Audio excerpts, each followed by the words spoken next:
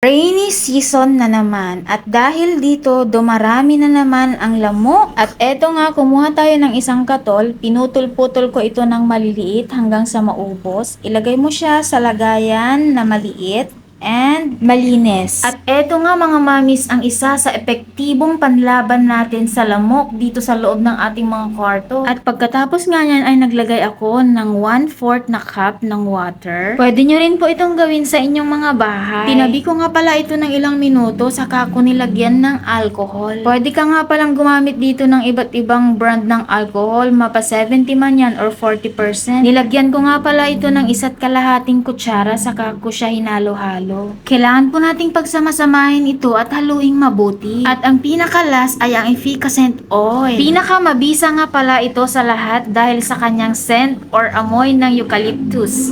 Napaka-menthol talaga. Naglagay nga pala ako dito ng 3/4 ng kutsara or kayo na bahala magtansya.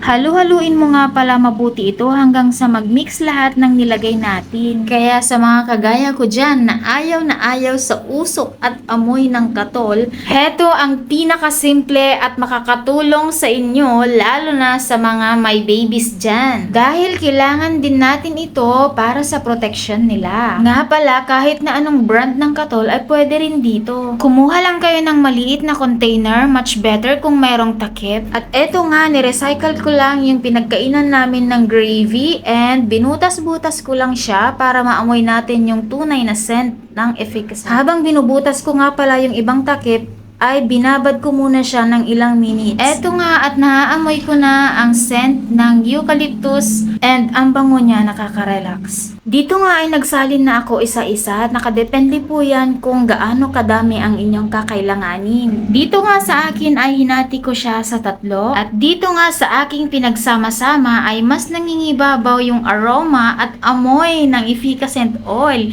kasama pa ng alcohol. Sobrang bango at nakaka-relax ang amoy na dala nito. Dahil ang lamok ayaw na ayaw sa menthol scent. Kung madami-dami man po ang ating magawa ay much better po para malagyan nyo po yung bawat sulok ng mga bahay nyo. Pagkatapos ko nga palang salinan ang mga ito ay dinirekta ko ng takpan. At ganito nga pala yung looks ng mga nagawa ko. O diba? Super cute siya tignan. At hindi ka nalalanghap ng usok ng katol.